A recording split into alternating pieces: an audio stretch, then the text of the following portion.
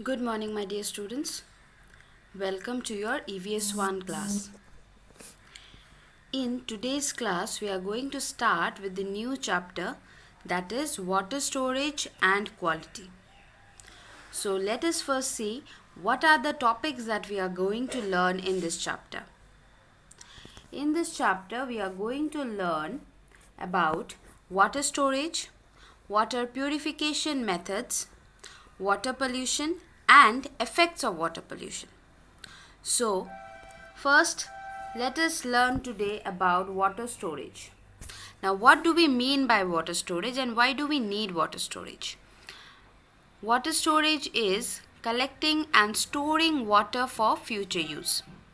Now, why is it important to to store water? You see, children, rainwater is considered as the main source of water. Okay, rainwater is considered as the main source of drinking water. Now, obviously, every water we cannot drink. So, we need pure and healthy water to drink, right? So, rainwater is one of the major sources of drinking water. But we do not have rainy season all throughout the year. We have rains for only 3 to 4 months in a year.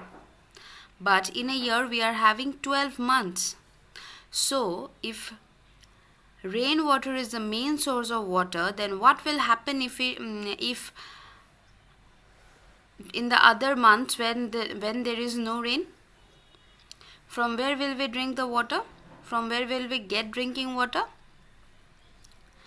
So rainwater is collected and stored for future use, for those months when rain is not there, but we always need the water, right? So the rainy water, the water from the rains, when during the rainy season, the water is collected and stored. The water is collected and stored so that we can use in the other months when there is no rain.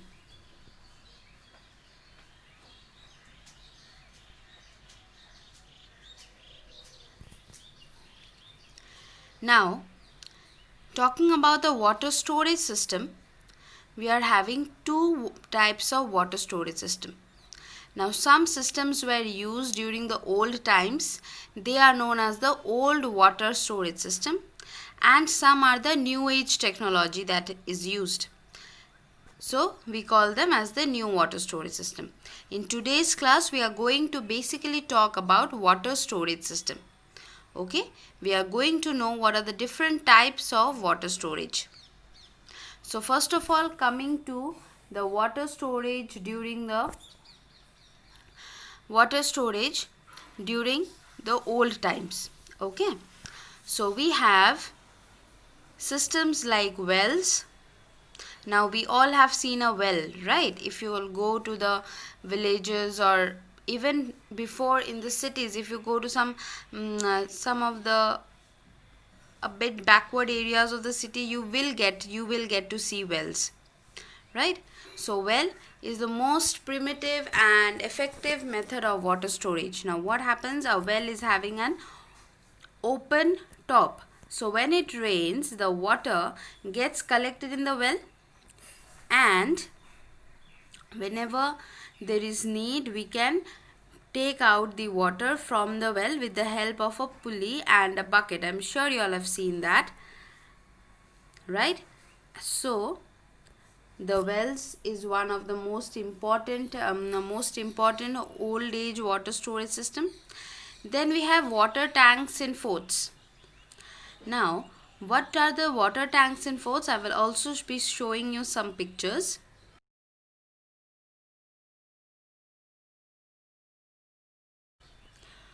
So in the forts they used to have an area there which were the water tank. That is, they had an open top. And just like the well, but it was obviously much more bigger than the well. They had water tops, open tops. When it used to rain, all the water used to get collected in that tank. It would function just like the well, but it was much larger than the wells. Also,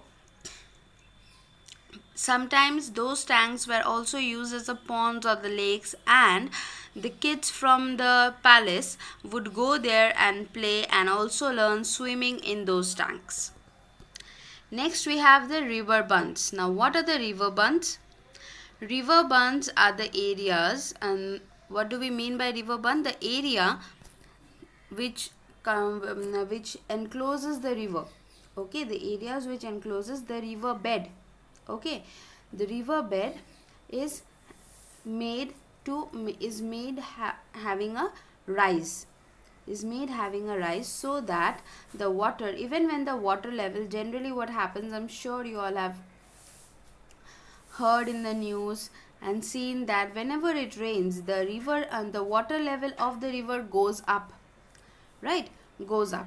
So if the river bed is kept at the same level of the water level, then what will happen is, when during the rainy season, when the water level goes up, it can easily flow out and move into the cities. Not only, and if it moves into the city, not only the water will get not collected, not stored, but also it will cause flood in the city.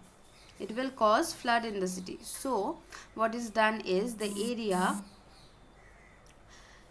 which encloses, that is the edges of the river, is having a rise of the soil. Okay, that is, the level of the land is kept at higher level than the water level of the river, so that even when the water level rises during the rainy season, it will not flow out of the river, it will not flow into the city, and it will be stored in the river itself. Clear? Now coming to some of the age-old storage system.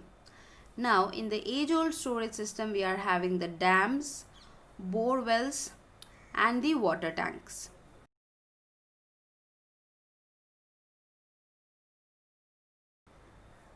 Now, dams are generally constructed in the rivers. Okay, they are constructed on the river, and dams act as, what they do is, they're having small windows in the dams. They are having small window like a thing, so they close it. The dam is you can say that it is a high raised wall, okay, in between the river. So what happens when the window is closed? So the water of the river keeps flowing, and when it comes near the dam, it's get collected over there. Then when the water level becomes really high, what they do is, they open the window, and through the window the water passes to the other side of the river. It passes to the other side of the river. The window are really kept at higher level of the walls. So what happens is, when the water flows on the other side, it flows with great force. So dams not only act as reservoirs for water storage, but it also helps in producing electricity. Now how? When the water flows down from the windows at very high speed, electricity can be generated from there.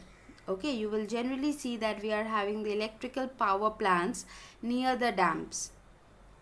Okay, then we have bore wells. Now what are bore wells? The most common thing that we hear in today at our home, we hear the word boring, right? We hear the word the boring.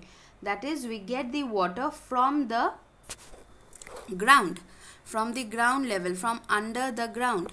So this is where the bore wells, that is, the ground is dug till it reaches the water level, and machines are placed so that we can get the water from the ground level and use it for our daily requirements.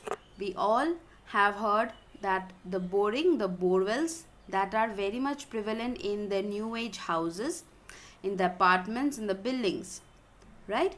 So a machine is kept so that we can take the water, and after taking out the water from the ground level, where do we store it?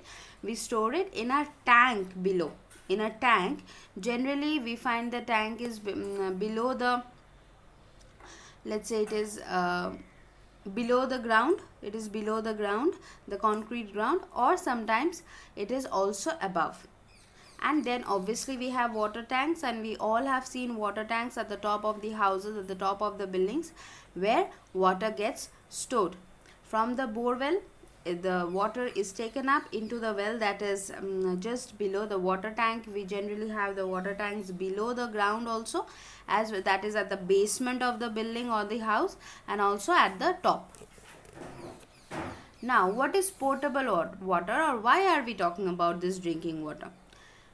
Drinking water is also known as potable water. Water that is safe for drinking and does not cause any kind of health problems is called potable water.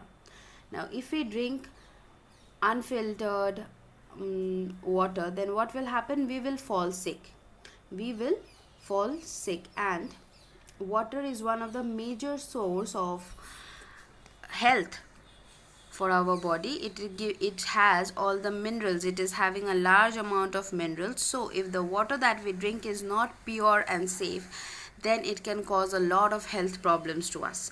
So what is potable water? The safe drinking water. The drinking water itself is known as potable water. So water that is safe for drinking and does not cause any kind of health problems is called potable water. So children, in our next class, we will have a more detailed discussion about how water storage helps us, and what is water pollution, how water gets polluted, and what are the effects of water pollution. So thank you children, and have a great day.